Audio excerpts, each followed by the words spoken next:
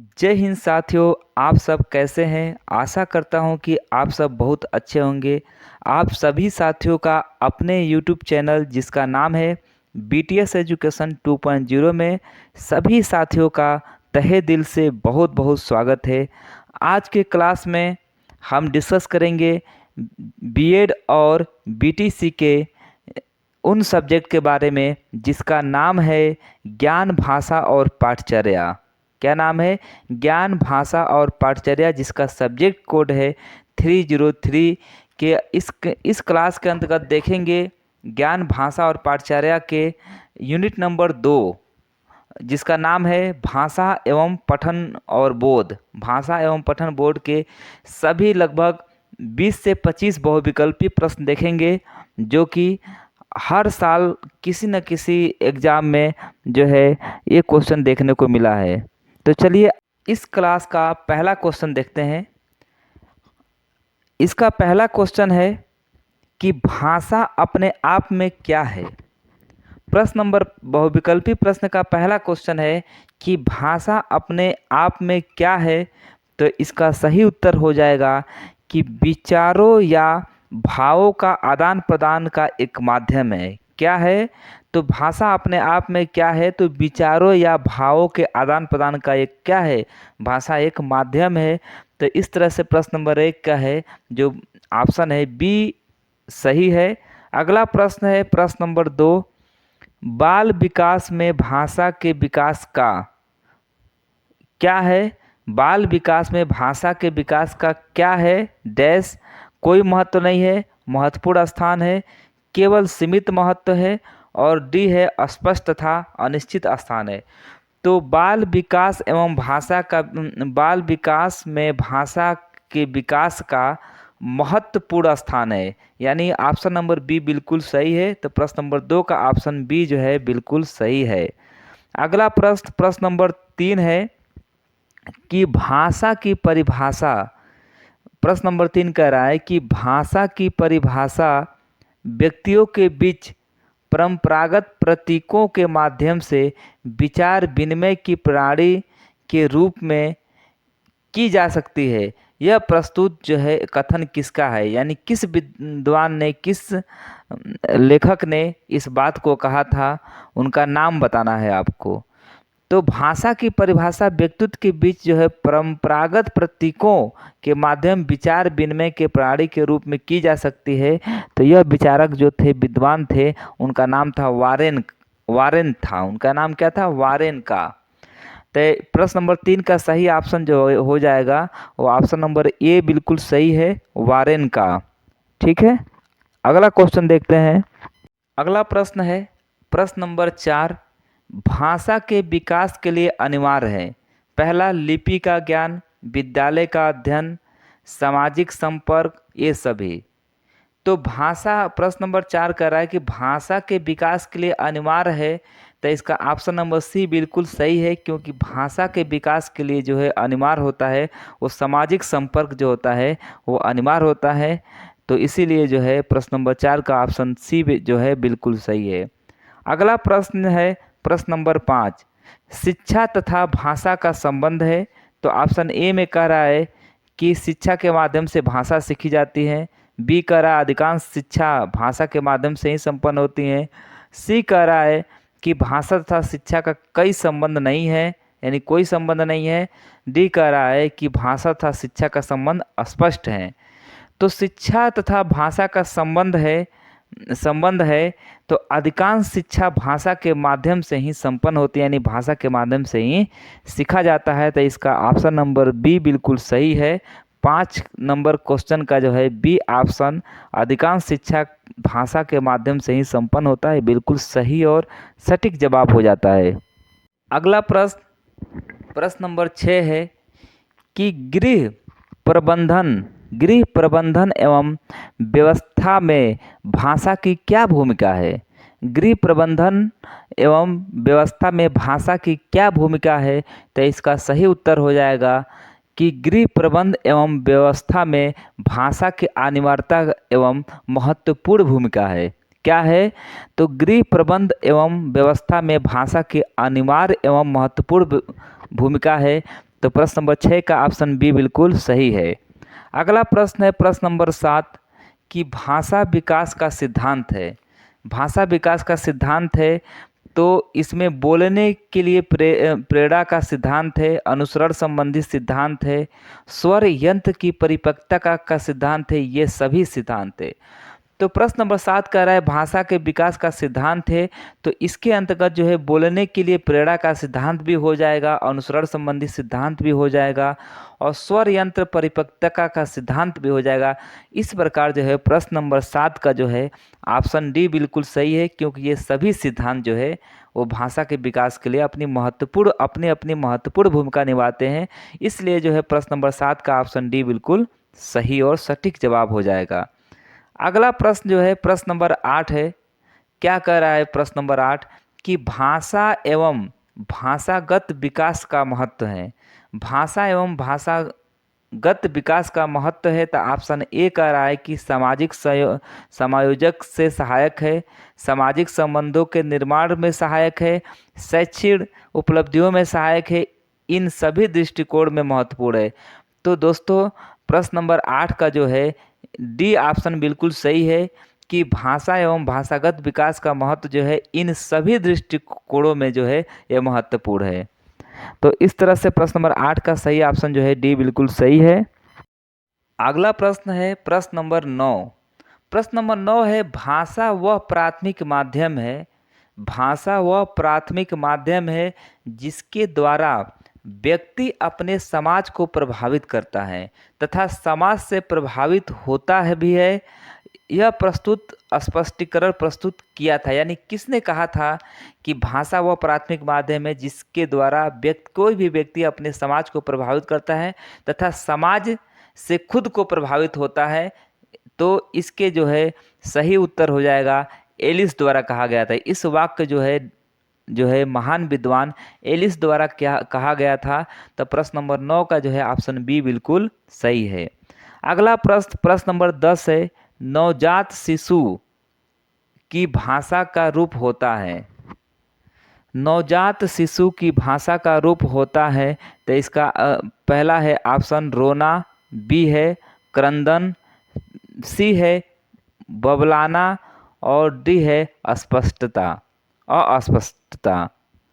तो नवजात शिशु की भाषा का रूप जो होता है वो ऑप्शन बी बिल्कुल सही है, क्रंदन होता है। क्या होता है? क्रंदन। इस चीज़ को आप लोग याद रखिएगा क्योंकि एग्जाम में आता है ये टेट वगैरह के एग्जाम में भी आता है ये कि नवजात शिशु की भाषा का रूप क्या होता है। तो लोग रोना लगा देते हैं, लेकिन ये रोना नहीं होता है। क्या होता है? तो क्रंदन होता है। तो इस प्रकार से आप प्रश्न नंबर 10 का जो है सही ऑप्शन जो हो जाएगा वो बी हो जाएगा कि नवजात शिशु की भाषा का रूप जो होता है वो क्रंदन होता है। क्या होता है? क्रंदन। अगला प्रश्न नंबर 11 है कि भाषा दोष का रूप है। भाषा दोष का रूप है अस्पष्ट उच्चारण, भ्रष्ट उच्चारण, हकलाना तथा तुतलाना और डी है ये सभी दोष हैं। तो भाषा दोष का जो रूप है ये अस्पष्ट उच्चारण भी है, भ्रष्ट उच्चारण भी है, मतलब अस्पष्ट उच्चारण यानी सही शब्द ना बोलना, भ्रष्ट उच्चारण भी होता है और हकलाना तथा तुलतुलाना भी। ये सभी दोष जो होते हैं भाषा दोष के जो है रूप होते हैं। इसलिए प्रश्न नंबर 11 का जो है ऑप्शन डी बिल्कुल सही है। अगला प्रश्न नंबर 12 है कि बालक के अस्पष्ट उच्चारण का कारण होता है। तो ऑप्शन ए है अत्यधिक भय और संवेगात्मक तनाव, बी है अत्यधिक उत्तेजित होकर जल्दी जल्दी बोलना और सी है होठ, जीभ तथा जबड़ा की मांसपेशियों की क्रियाशील की कमी और डी है उपयुक्त में से कोई भी कारण। तो बालक के अस्पष्ट उच्चारण का जो कारण होता है तो उपयुक्त में से कोई भी कारण हो सकता है। या तो भय की संवेदना या तनाव में नहीं बोल पाता है सही से, या उत्तेजित होकर जल्दी जल्दी बोलने के चक्कर में नहीं बोल पाता होगा, या उसके होठ या जीभ के जबड़े मांसपेशियां सही तरीके से क्रिया नहीं कर पाती हैं इसलिए वो नहीं सही से उच्चारण कर पाता है। तो ऑप्शन नंबर जो है डी बिल्कुल सही है कि इन ए बी सी तीनों में से कोई भी कारण हो सकता है। तो प्रश्न नंबर 12 का जो है उचित ऑप्शन जो है वो ऑप्शन डी है, बिल्कुल सही ऑप्शन। अगला प्रश्न है प्रश्न नंबर 13 है। प्रश्न नंबर 13 कह रहा है कि हकलाने का कारण मस्तिष्क के श्रवण एवं वाक केंद्रों का विकृत हो जाना। हकलाने का कारण मस्तिष्क एवं श्रवण श्रवण एवं वाक केंद्रों का विकृत हो जाना यह प्रस्तुत स्पष्टीकरण है।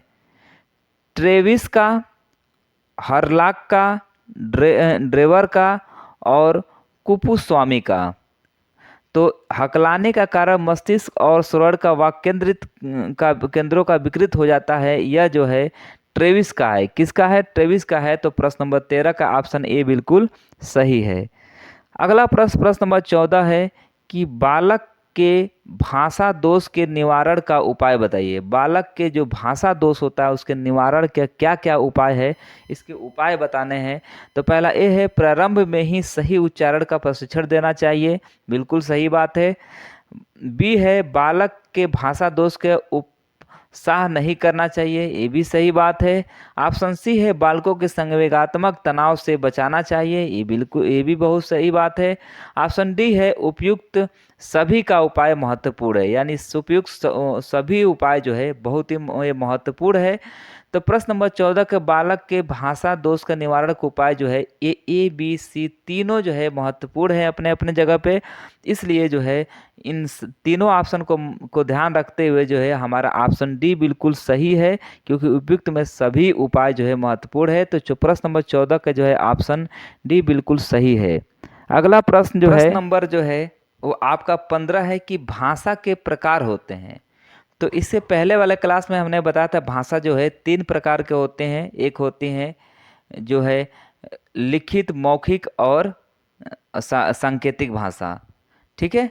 तो प्रश्न नंबर 15 में कह रहा है कि भाषा के प्रकार हैं, पहला वाचिक व मौखिक भाषा, अंकित या लिखित भाषा, सांकेतिक भाषा, ये तीनों।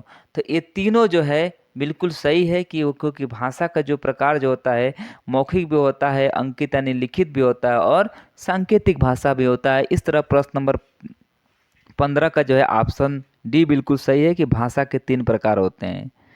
अगला प्रश्न जो है प्रश्न नंबर 16 है कि मुख से उच्चरित तथा कानों से सुनकर विचारों के आदान प्रदान के माध्यम को कहा जाता है। प्रश्न नंबर 16 बहुत ही महत्वपूर्ण है कि मुख से उच्चरित तथा कानों से सुनकर विचारों का आदान प्रदान के माध्यम को कहा जाता है। लिखित भाषा, वाचिक तथा मौखिक भाषा, सांकेतिक भाषा, इनमें से कोई नहीं।